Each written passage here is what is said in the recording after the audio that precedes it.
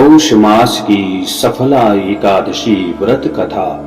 युधिष्ठिर ने पूछा, स्वामी, पौष मास के कृष्ण पक्ष में जो एकादशी होती है उसका क्या नाम है, उसकी क्या विधि है तथा उसमें किस देवता की पूजा की जाती है, यह बताइए।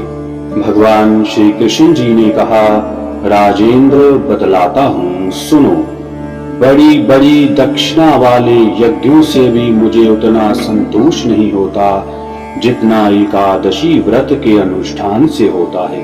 इसलिए सर्वथा प्रयत्न करके एकादशी का व्रत करना चाहिए। पौष मास के कृष्ण पक्ष में सफला नाम की एकादशी होती है।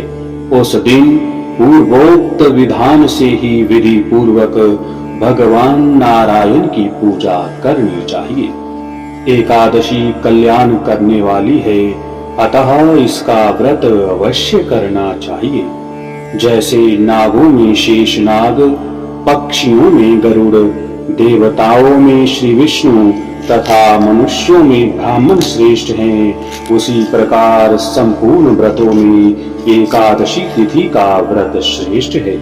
राजन, सफला एकादशी को नाम मंत्रों का उच्चारण करके फलों के द्वारा श्री हरि जी का पूजन करें। नारियल के फल, सुपारी, बिजोरा नींबू, जमीरा नींबू, अनार, सुंदर आंवला, लौंग, बैर तथा विशेषतः आम के फलों से देव देवेश्वर श्री हरि जी का पूजन करना चाहिए। इसी प्रकार धूप दीप से भी भगवान की अर्चना करें। सफला एकादशी को विशेष रूप से दीप दान करने का विधान है। रात को वैष्णव पुरुषों के साथ जागरण करना चाहिए। जागरण करने वालों को जिस फल की प्राप्ति होती है वह हजारों वर्ष तपस्या करने से भी नहीं मिलता। नृपश्रेष्ठ, अब सफला एकादशी की शुभ कारिणी कथा सुनो। चंपावती नाम से विख्यात एक पुरी है जो कभी राजा महिष्मत की राजधानी थी। राजा महिष्मत के 5 पुत्र थे। उनमें जो श्रेष्ठ था वह सदा पाप कर्म में ही लगा रहता था, पर स्त्रीगामी और वेश्यासक्त था। उसने पिता के धन को पाप कर्म में ही खर्च किया। वह सदा दुराचार परायण तथा ब्राह्मणों का निंदक था। वैष्णवों और देवताओं की भी हमेशा निंदा किया करता था।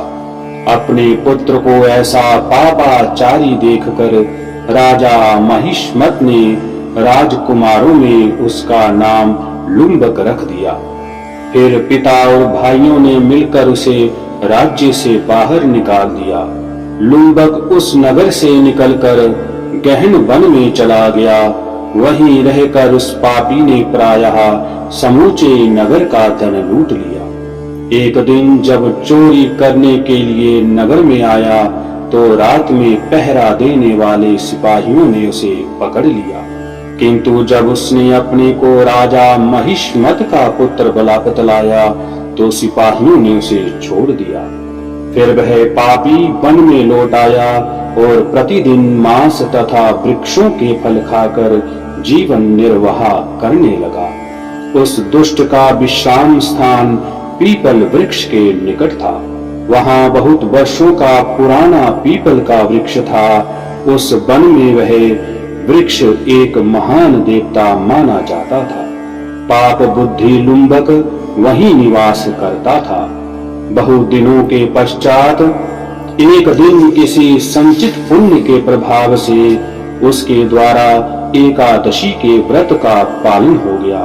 पौष मास में कृष्ण पक्ष की दशमी के दिन पापिष्ट लुम्बक ने वृक्षों के फल खाए और वस्त्रहीन होने के कारण रात भर जाड़े का कष्ट भोगा।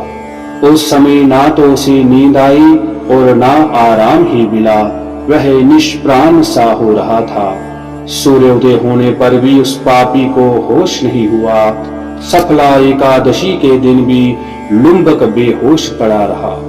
दोपहर होने पर उसे चेतना प्राप्त हुई। फिर इधर उधर दृष्टि डालकर वह आसन से उठा और लंगड़े की भांति पैरों से बार बार लड़खड़ाता हुआ वन के भीतर गया। वह भूख से दुर्लभ और पीड़ित हो रहा था। राजन, उस समय लुम्बक बहुत से फल लेकर जो ही विश्राम स्थान पर लौटा, त्यों ही सूर्यदेव अस्त हो गए। तब उसने वृक्ष की जड़ में बहुत से फल निवेदन करते हुए कहा, इन फलों से लक्ष्मीपति भगवान विष्णु संतुष्ट हों। यूं कहकर लुम्बक ने रात भर नींद नहीं ली। इस प्रकार अनायास ही उसने इस व्रत का पालन कर लिया। उस समय सहसा आकाशवाणी हुई, राजकुमार, तुम सफला एकादशी के प्रसाद से राज्य और पुत्र प्राप्त करोगे। बहुत अच्छा कहकर उसने वह वरदान स्वीकार किया। इसके बाद उसका रूप दिव्य हो गया। तब से उसकी उत्तम बुद्धि भगवान विष्णु के भजन में लग गई। दिव्य आभूषणों की शोभा से संपन्न होकर उसने अकंटक राज्य प्राप्त किया और 15 वर्षों तक वह उसका संचालन करता रहा। उस समय भगवान श्री कृष्ण की कृपा से उसके मनोज्ञ नामक पुत्र उत्पन्न हुआ।